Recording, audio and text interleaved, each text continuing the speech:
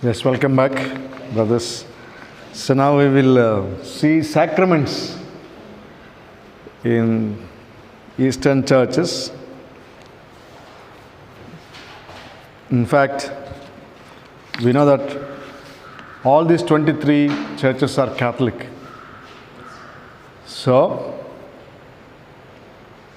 But they are limited in number. These churches are limited to certain territories, isn't it? The world is so wide, but they are not spread all over. These churches are limited in their territory geography. But the faithful, because of their their jobs or for their profession and so on, the faithful have a chance to go out of their territory, out of the territory of these churches. And then in such cases, they go to other churches' territory for their jobs or work or whatever it be. Then their own clerics will not be available for them to administer sacraments for them. So in such cases, just as we have the Latin code says now, sacramental sharing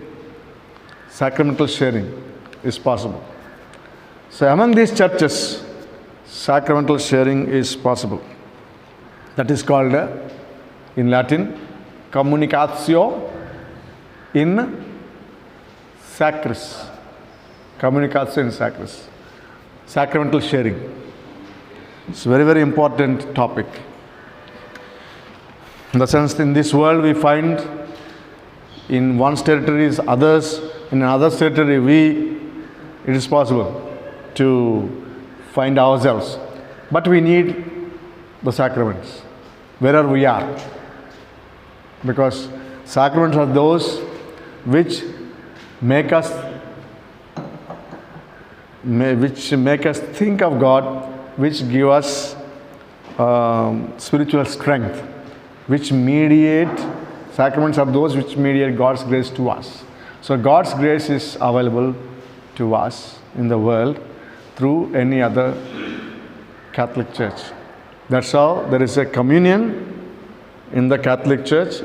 Among the churches, there is this sharing of the sacraments. Canon 671 of CCO speaks of these things. Catholic ministers licitly administer sacraments only to the Catholic faithful. And Catholic faithful, see the other way about it. Catholic faithful licitly receive sacraments only from Catholic ministers. This is the general norm, universal premise, first premise, Yeah. Then comes all the exceptions. So Catholic ministers, Catholic faithful. Only we give to Catholic ministers administering sacraments to Catholic faithful. Catholic ministers, Catholic faithful receiving sacraments from the Catholic ministers. Only these two. That is general everywhere. But exceptions are there, provided the Catholic faithful may go to any other territory beyond their own churches, their own Catholic church. They may go to another Catholic church territory. In such cases, how? We all know. There are Syro Malabars also here, no? Syro Malabar, faithful, here. There are Latin church, still. But sacraments, receive. We all receive sacraments. That's called communicatio in sacris, sacramental sharing. Exceptions. Catholic faithful licitly receive penance, Eucharist, and anointing of the sick from non-Catholic ministers in whose churches these sacraments are valid. So far we have seen Catholic people can receive from Catholic ministers, Catholic faithful. But suppose our Catholic faithful are placed in a situation where there are no Catholic ministers. For that matter, suppose for example, these 23 churches are not present, suppose, in such area. There is no Catholic church, not even these 23 churches. No other Catholic church was there. In such cases, Maybe some Protestant churches may be there. But we as Catholics, Christians, Catholics and so on, we long for Word of God and then communion and so on. Exactly, especially we feel on Sundays. Suppose if it's not there, then which are the sacraments that we can request for? Licitly receive only 3 sacraments from non-Catholic ministers. Which are those 3 sacraments? Penance, Eucharist, and anointing of the sick. Don't forget this. Never forget. Don't say that we can receive from non-Catholic ministers baptism. If you receive, you will become the member of the non-Catholic church. Isn't it? That's why you can't ask for baptism. But you can ask only for those 3. Not ordination also. Okay? Don't ask for ordination. Marriage. These sacraments cannot ask. Only these 3 sacraments, that is penance, Eucharist, anointing. Penance, we need spiritual cleansing. Because we sin. Wherever we are, we sin, isn't it? Or we are here in this territory or other territory, that is always there. Territory is human, isn't it? So we need spiritual cleansing. So we need, that's often done. Then Eucharist, we need to be fed spiritual food. That's the reason why we long for the spiritual food, especially on Sabbath day, that's on Sundays, Sunday church. So that one. Then third one, anointing of the sick. Anytime danger can be there, not only in this territory, any other territory, danger may be there. We don't know. So in such cases, if the Catholic minister is not available, then we can request, provided it's there. These 3 sacraments are valid for them, for those non-Catholics. If it is not valid for them, we cannot ask for them. Because they don't have. What they don't have, what they don't celebrate, how can they give to us? They will not. So remember, the general premise is that Catholic ministers validly, licitly administer sacraments only to Catholic faithful. Catholic faithful also receives sacraments licitly from the Catholic ministers. That's first premise. Secondly, where there are no Catholic ministers, Catholic faithful may ask for 3 sacraments from non-Catholic ministers.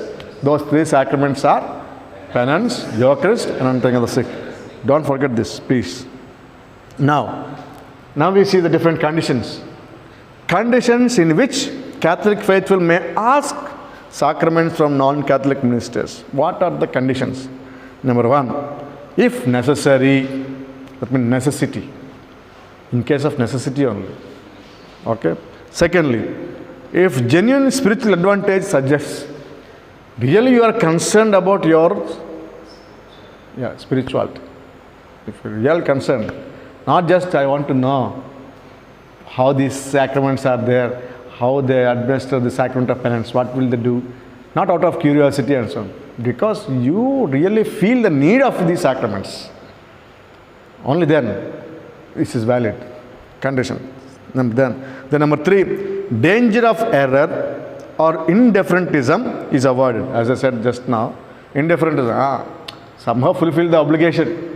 Sunday I have to receive communion, somewhere I have to receive, so go and receive.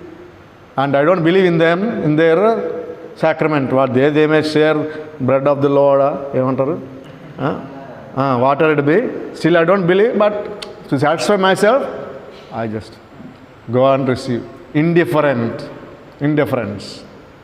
So that has to be avoided. Then number 4, if for Catholic faithful, if for Christian faithful, it is physically, morally impossible to approach a Catholic minister. Physical impossibility means, Catholic ministers' physical impossibility means, Catholic ministers are not available physically. That's a physical impossibility. What about moral impossibility?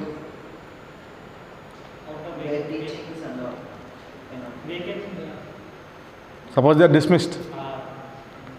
Suppose they are under a canonical penalty. Eucharist, penance, all these things cannot be. Except danger of death. Except danger of death. If you are in danger of death, then all these things will collapse. All these things. Even those under penalty also can hear confession in danger of death, anointing the sick, and so on. But otherwise, there should not be moral impossibility to approach the Catholic minister. These are the 4 conditions. Necessity. Secondly, genuine spiritual need.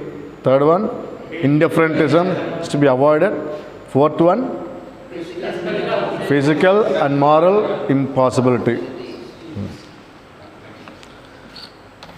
Next one, conditions in which, see, first one is conditions for Catholic faithful. Excuse me. Conditions for Catholic faithful to ask the non-Catholic ministers. Now conditions for the Catholic ministers to administer to non-Catholics.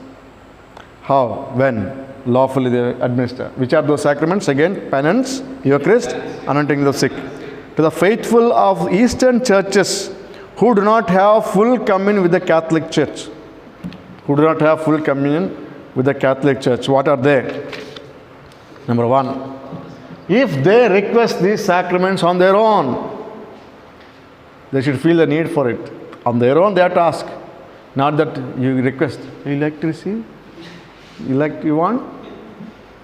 We don't invite. Okay? They themselves should feel the need and they should request on their own. Then secondly, if they are properly disposed to receive these sacraments. Disposition is a must. Disposition. Not just as if, as I said, indifferentism, like that and so on. If there is no proper disposition, for that matter, any sacrament, even Catholics also, should have disposition when we receive sacraments. Sacraments are not what to say, are not of the cheap grace. Okay? Cheap grace, no. Sacraments are the channels of grace, God's grace. So we should not approach these sacraments without proper disposition. Without proper disposition. Means, anyhow I celebrate this sacrament, no. There should be disposition, proper disposition. So please, based on us, also people also learn, isn't it? Okay. So disposition must be there. These 2 requirements. First one is from the Catholic faithful, when they can approach, when they can request these sacraments from non-Catholic ministers. And second one is, when can the Catholic ministers administer sacraments to non-Catholic faithful? Which are the conditions? These 2. Okay. Number 3, conditions in danger of death. In danger of death, which is the serious necessity. According to eparchial bishop, synod of bishops, and council of hierarchs, Catholic ministers can licitly administer these sacraments to Christians who are not in full communion with the Catholic Church, provided these conditions. If these can't approach the ministers of their own ecclesial communities, they are not in a position. Suppose heavy rain, long distance, they can't approach their ministers. On the other side is the danger, imminent danger of death in such cases. Number 2, if they request the 3 sacraments on their own request. Okay. Then number 3, if they manifest a faith consonant with that of the Catholic faith, Catholic Church. So their faith and our faith, if they express same faith that we have towards sacraments, if they also approach sacraments with the same faith, well, we can. Then number 4, if they are rightly disposed, right disposition must be there. In this connection, it may not be exactly this one. You know, why we normally, when we distribute communion, we make sure that those who come to us for communion are Catholics. We announce before communion itself. And why? Why we ask them not to come? Other Christians? They're not coming. Because of penance. Now, why would we ask normally? Why do we make announcement that non-Catholics cannot come for receiving communion? Why? They have no faith, Father. They may not have the same faith that we have in that sacrament, isn't it? That's the reason. And all the more very dangerous nowadays when we distribute communion into the hand. We don't see who is he or she. We don't see, we don't hear amen or anything nowadays. It's only when we put on tongue, at least we could see. If they don't respond, we get out and ask, you belong to which parish, we ask at least.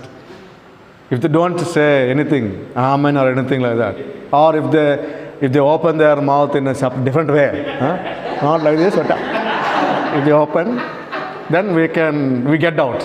But nowadays, on the hand, sometimes we don't look at, we distribute like this. Even recently happened.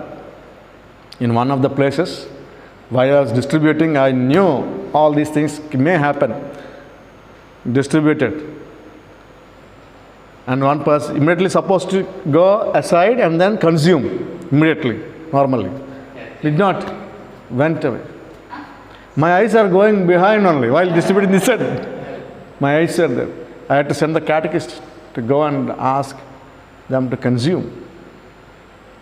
Then consume. Then we understood, okay, they are Catholics. Another instance, I have not noticed.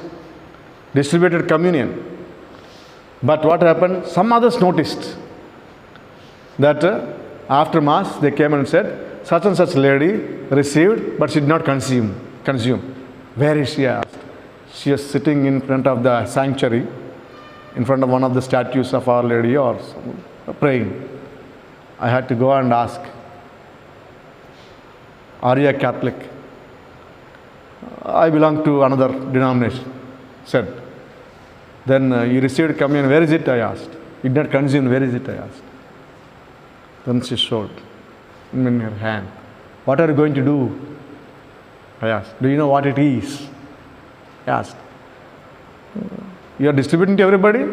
So also I too received it. I want to take it to home and share with my people. Prasadam. Like prasadam, no? That's it. What happened afterwards is a different matter. Okay, what I'm saying is, you should have this faith. They may not know that it's the body of Christ, isn't it? That's what we need to educate our faithful. Okay, this is called a communicatio in sacris. Very, very important one, even not only for this exam, also for comprehensive. These conditions, different situations, A, B, C. One is Catholic faithful asking the Catholic minister, what are the conditions when they can ask, and when can the Catholic minister administer sacraments to the non-Catholics, and third one, in danger of death. In danger of death, how the other faithful can ask, when can they ask. These three conditions are a must, these three types. Now we see impediments. Impediments. Everybody likes this topic. Impediment. Anything happens, what impediment is involved? What happened? Inquiry, curious. Okay, anyway, impediments. A derailment impediment renders a person unqualified to celebrate marriage validly. These are called the marriage impediments, okay?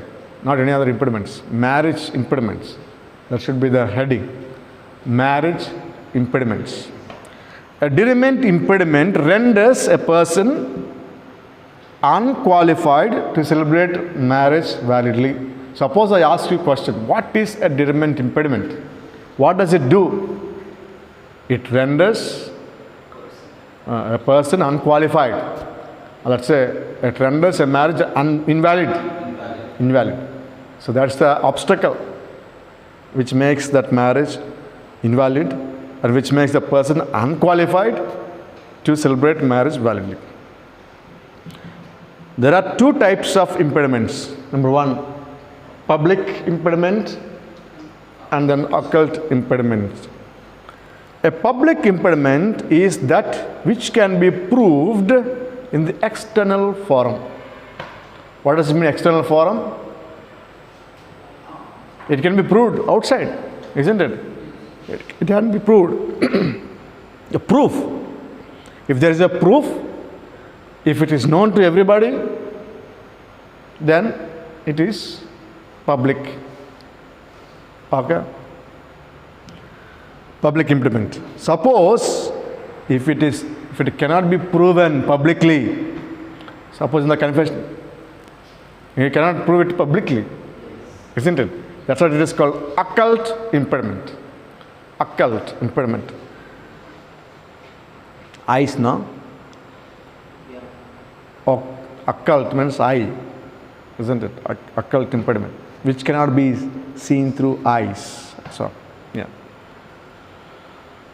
Now, who can establish impediments?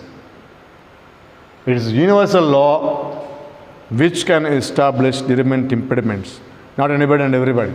No.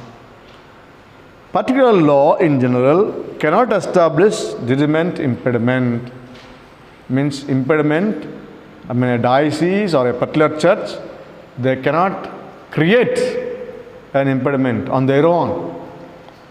It's only what comes from the universal law. They have to abide by that. They have to accept it. It can be established only for most grave cause, provided, number one, there is a consultation with eparchical bishops of other churches who have an interest. Because in marriage, no, sometimes it can be faithful of different Catholic churches. In such cases, they have to consult other bishops also. Not only this bishop, other bishops also. It's a long process. That's why normal cases, it will not happen. The number two, after that, they have to consult the apostolic see. First at the local level, then secondly it goes to the apostolic see. Only after that, any other new impediment can be established. Otherwise, nobody can establish. Only law, universal law, can establish. Now we have specific impediments. Specific impediments. Please note, we already know these 12 impediments in CIC, Latin code, 12 impediments are there, and here we find one more extra, 13. So when we ask in the examination or comprehensive, how many impediments are there in CIC and CCR, you must be able to say both the same and chepadu. Please don't say that both have got 12 each impediments, then you will become another impediment. If you say like that. Okay. So now we will just see. So these are the 13 impediments. Just at a stretch, at a glance. Age. As per universal law for validity, man should have completed 16 years and woman 14 years. Particular law of any such church years can establish a higher age for licity. See that? One is for validity, another one is for licity, lawful celebration. Valid celebration, lawful celebration. Valid celebration becomes when it takes place, and the celebration takes place as per the universal law. If it is not as per the universal law, it becomes invalid. So here, for licity, the particular churches can establish a higher age. Suppose they established, suppose you and I may say, even Latin code also says that gives the same age, isn't it? Suppose you are a parish priest, and to you, some parents come and say, Swami, Father, please, we want to give our daughter in marriage. Yeah, please bring your Aadhaar card, identity card. In that one, you will find only 17 years. But as per Indian, this one, it should be 18 years. No problem. You celebrate and so on. If you just help us to have this marriage, if they say, will you go for that? But universal law says 14 years are enough for the girl, isn't it? So particular law comes in, but it's only for licity. Suppose you bless the marriage, does it become invalid? No.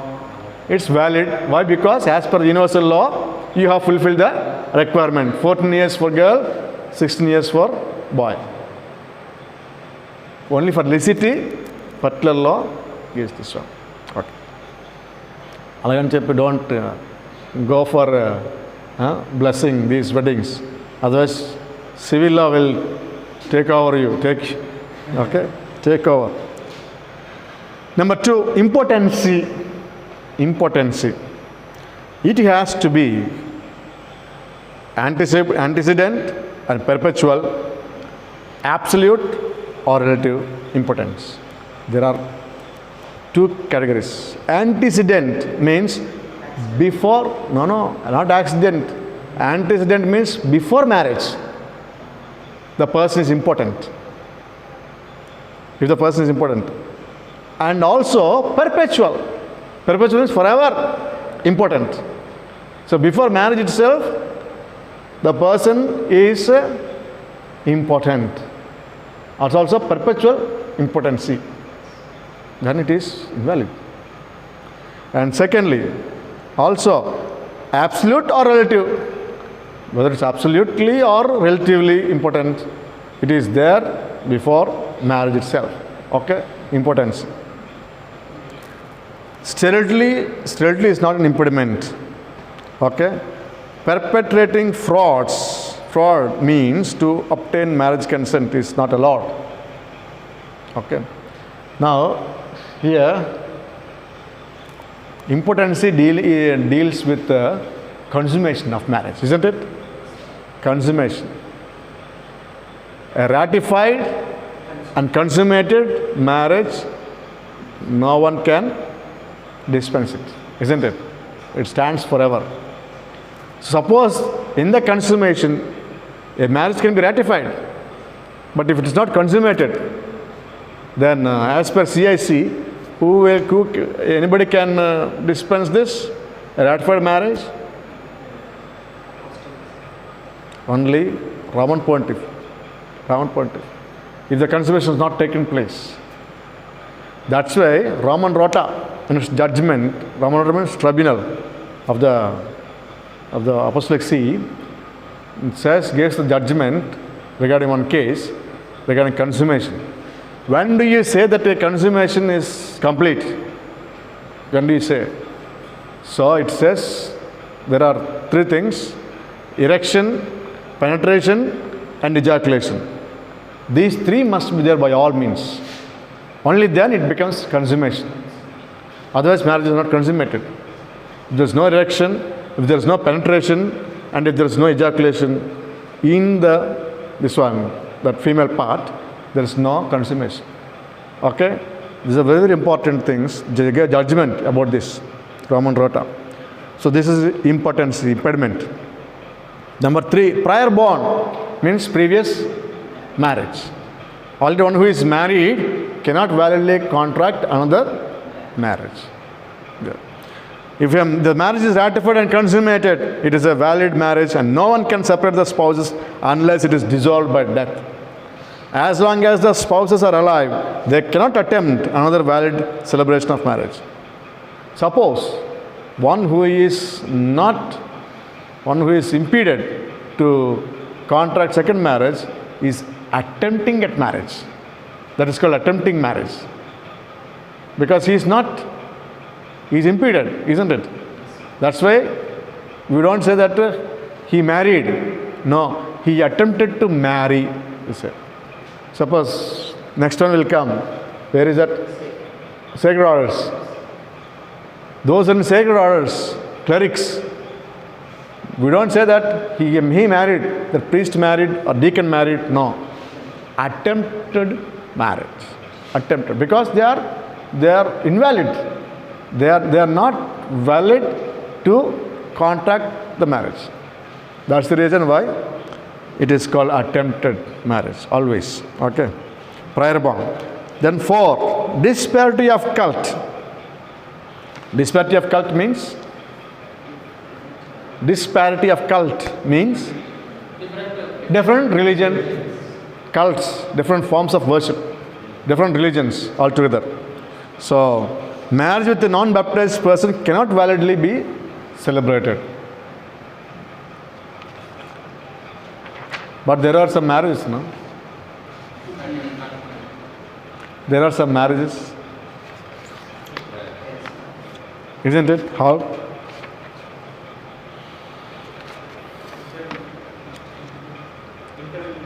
Can these impediments be dispensed? In some impediments, can they be dispensed? Yes. Why not?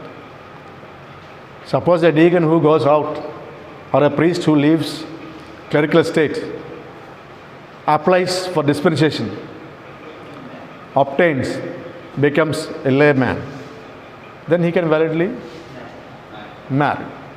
So there is no problem.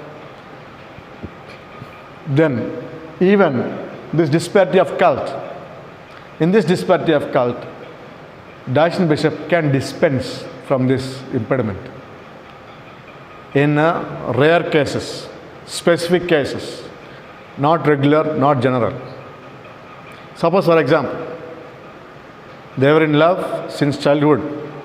They wanted to marry, but religions are different. They can't live without each other. So after settling in life, now they want to get married, but two different religions. How? Then they go and approach parish priest. You are the parish priest. They go and approach, say that we cannot live without each other. Then parents also came to know. But at the same time, nobody likes to go out to embrace other religion also, other faith also. So they want to keep up their own at the same time. So in such cases, the parish priest has to prepare all the documentation, declarations by the parties. Yeah. That Catholic party after marriage will not leave the Catholic faith. That's number one condition. Number two, children will be brought up in Catholic faith. So, after taking all these things and collecting proofs and so on, dossier will be sent to the tribunal, or let's say diocesan bishop. The diocesan bishop, after having observed all those documentation, then he will give the dispensation, the decree of dispensation he will give. With that, they can celebrate their marriage in the church while remaining Catholic and non-Christian. They can. Please note, these kind of marriages are not to happen regularly. These are specific, under specific conditions, rare cases only these things will take place. Not to encourage these things often. No. And then also, that's the reason why this kind of marriage will not take place in a Catholic party's parish. These marriages will take place somewhere neutral place, where the Catholic parishioners are not there. In those churches only, without bans. Marriage bans will not be announced in their parish. Otherwise, they will come to know that between two religions and so on. It will be a scandal. So that's the reason. Okay. Then I said also previously, in the baptism or in the marriage register, you have to enter in the remarks column that this marriage has taken place with dispensation from the impediment of a disparity of cult. It has to be notified. It has written clearly. Never forget. Okay, number 5, sacred orders. We all know. That's why it is said attempt, invalidly attempt marriage. Invalidly attempt marriage. Those in sacred orders. Number 6, public perpetual vow of chastity in religious institute. Those are bound by it also. Abduction, like kidnapping. And so you have to get married, no? Get married. That's what. Detain. Number 8, crime. In order to marry the spouse, kill another spouse. See, there are take place now. Yeah. Can happen. So like that. But you know, I'll come later to that one because it is there already. Then number 9, consanguinity, all of you know. Consanguine, blood relation. In direct line, invalid between all ancestors and descendants. Whereas in collateral line, up to 4 degrees is not allowed. And maximum 3rd and 4th degrees can be dispensed. Affinity, also same. Number 11, public propriety, concubinage, all those things also render invalid. These days there are some live-in relationships. No? They have children but not married. They have children but not married, but live in relations. These are all. Number 12, godparent in baptism. Spiritual relationship. This is the important one. This is the what difference from Latin. Latin code, it's not there. That those from baptism, there arises a spiritual relationship between a sponsor and the baptized person. And the parents are the same. So this is what invalidates marriage. And then last one is adoption. Between one who adopted and then the person adopted. Cannot be. Okay.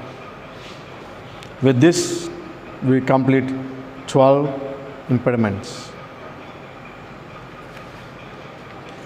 13 impediments. Yes, welcome back. So now we have seen the patriarchal churches. Now the next in rank is Major Archiepiscopal Church. Major Archiepiscopal Church. Okay, should be able to pronounce well. Major Archiepiscopal Church. Major Archbishop is the one who presides over a major Archiepiscopal Church. He is elected by the Synod of Bishops of the same church according to the norm of Canons 63 to 74. As I said, there is no difference between Patriarch in his patriarchal church and Major Archbishop in his Major Archiepiscopal Church. Their powers are same. Everything is same. Whatever is applicable to Patriarch in his patriarchal church is also applicable to Major Archbishop in his Major Archiepiscopal Church. Followed? So that's why we don't need to spend again on all those powers and so on. So from this one, let me ask you a question. Who enjoys the legislative and judicial powers in the Major Archiepiscopal Church? Who enjoys legislative powers and judicial powers in the Major Archiepiscopal Church? It is the what are applicable to Patriarch is applicable to Major Archbishop, like I said. Who is that one? Synod of Bishops. Synod of Bishops. This is the one. So what are the main powers that are enjoyed by Major Archbishop? What are the powers out of 3 types? There are 3 types of powers now: legislative, judicial, and administrative. Administrative powers. These are the 3 powers in any church. Everywhere. All these are the 3: legislature, then executive, and judiciary. So already 2 powers are will be exercised by Synod of Bishops of the Major Episcopal Church. Those are legislative powers and judicial powers. Major Episcopal Church. Okay, Synod of Bishops will take care of. Then Major Archbishop has the administrative powers. Just as Patriarch has administrative powers in Patriarchal Church, so also Major Archbishop will have administrative powers in his Major Episcopal Church. I said also long back, the difference is only mainly between the election process. Election process. We said in the election of Patriarch, once the person gets the 2/3 majority, he is considered as elected, but then he has to give consent. Once he gives consent, what happens? Once he gets the consent, the synod will go ahead with the proclamation, then enthronement, and then what they do? They give what? They write what? Synodal letter. Synodal letter. Through synodal letter, they will inform to the apostolic see regarding the canonical election of the Patriarch. Only information is given. Okay? Information. I said also that time, the comparison. Regarding this case, when the Synod of Bishops is canonically convoked in the Major Episcopal Church, and when a person gets 2/3 majority in the election, then what happens? Yeah. When the person accepted the election, the Synod of Bishops must inform the Roman Pontiff the synodal letter about the canonical conduct of election. The person who has been elected must, in a letter signed in his own hand, petition the confirmation of his election. The confirmation of his election by the Roman Pontiff. So Roman Pontiff has to confirm his election. So for that one he has to petition to Roman Pontiff in his own signature, no? In his own hand. Signed in his own hand, he has to petition to the Roman Pontiff that I got the majority, 2/3 majority, and I am elected, so kindly confirm my election. Then Roman Pontiff will confirm the election. Only then will take place what? Proclamation, enthronement, all these things will take place. Not before that. Okay. Suppose Roman Pontiff doesn't confirm, then they have to go for another election. That's why they don't announce, they don't proclaim beforehand, before the confirmation. Whereas for Patriarch it was not like that. That's the difference, no? The higher the rank, more will be autonomy. Okay. So second in rank, so confirmation is required by this one Roman Pontiff. After the confirmation has been obtained, the person elected must, in the presence of the Synod of Bishops of his church, make a profession of faith and then promise to fulfill his office faithfully. Afterwards, his proclamation, enthronement are to take place. Only after this promise. However, if the confirmation is denied, a new election is to be conducted within the time fixed by the Roman Pontiff. Can 153. The rest is same as of the Patriarchal Church. Okay, only election, nothing more. Okay, very easy. So if you know Patriarchal Church well, the administration and so on, you will also know this, except with this difference. Otherwise everything is same. So we move on to the next church, Metropolitan Churches sui juris. Metropolitan Churches sui juris. A metropolitan church sui juris is presided over by a metropolitan of a determined see appointed by the Roman Pontiff and is assisted by a council of hierarchs. Please see that difference, no? He is appointed by the Roman Pontiff, whereas other two They were elected by the synod. Whereas here, the third rank now, so he is appointed directly by the Roman Pontiff, assisted by a council of hierarchs. There are other bishops also will be there. He takes their help. The council of hierarchs compiles for each case a list of at least 3 suitable candidates. In Latin code, it's called terna, no? Like terna, 3 candidates, okay, for bishopric. Here for a metropolitan. And sends it to the Holy See, maintaining confidentiality even with candidates. The themselves will not know. They maintain such confidentiality. The newly enthroned metropolitan is bound by obligation to request from the Roman Pontiff the pallium, which is a symbol of a metropolitan power, his power, and also commune with the Roman Pontiff, Supreme Pontiff, successor of Peter. Suppose I ask you, what is the significance of pallium requested by metropolitan to the Roman Pontiff? What is the significance means? You should be able to say pallium signifies the power of the metropolitan in his church, and also it signifies full communion with the successor of Peter, of his church, full communion of his church. Okay. Administrative powers. The metropolitan is competent to ordain and enthrone bishops, just like the other ones.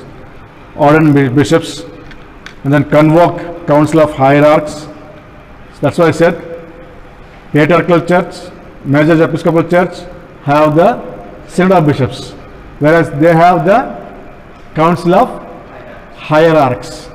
Okay.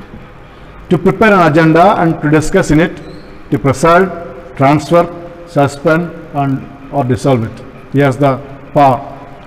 And then to elect the metropolitan tribunal. He has the power to elect metropolitan tribunal. Then to exercise vigilance so that faith and ecclesiastical discipline are observed accurately all throughout his church. Then to conduct a canonical visitation if the eparchial bishop neglects to do it. Okay. So this is that's why he has to supervise.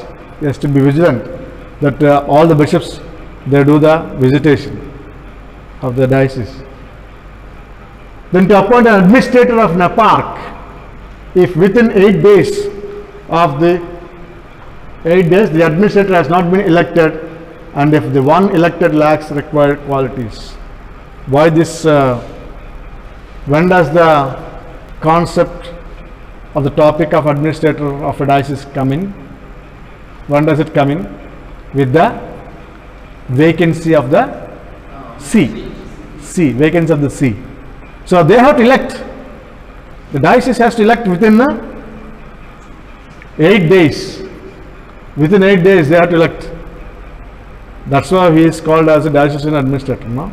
If he is elected as the administrator from the diocese, means from the College of Consultors, if he is elected, he is called as diocesan administrator. If they are not able to elect within 8 days, then the matter will go to the metropolitan to appoint.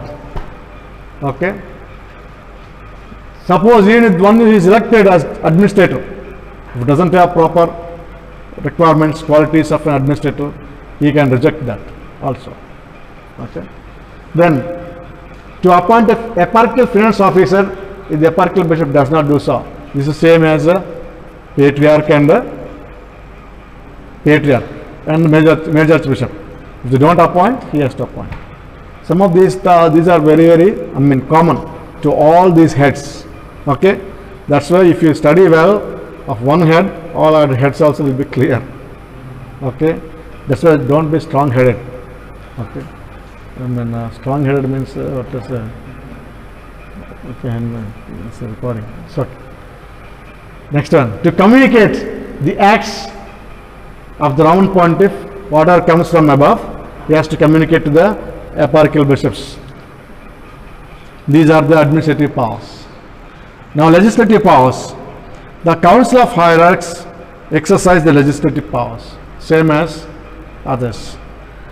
In the Metropolitan Church sui juris, after the laws are enacted, they should be promulgated only after informing the Holy See and being informed about the reception by the Holy See. That means acknowledgement must be done by the Holy See. Yes, we are in receipt of the laws enacted by the Council of Hierarchs. So that acknowledgement has to come from there. Only then promulgation will take place, not before. Please make sure. By all means, once the enactment of the laws are over by the Council of Hierarchs, they have to send those laws to Apostolic See, Holy See. Then Apostolic See says that we are in receipt of this one, please go ahead with the promulgation of these laws in your church. Then only they have to go. Otherwise, no, not before. The next one is judicial powers. The Metropolitan represents the Metropolitan Church in all judicial matters, same as Major Archbishop and Patriarch. It is the responsibility of the Metropolitan to make the visit ad limina apostolorum. We already know that. So also every 5 years, together with all the bishops of his church. This is also common. Okay. To the tombs of apostles Peter and Paul. So these are some of the aspects of the Metropolitan Church sui juris. Who is the head of the Metropolitan Church sui juris? Metropolitan. He is assisted by Council of Hierarchs. What are the powers of Metropolitan? Administrative powers. Who enjoys other two powers? Council of Hierarchs. What are they? Legislative powers and judicial powers. Okay.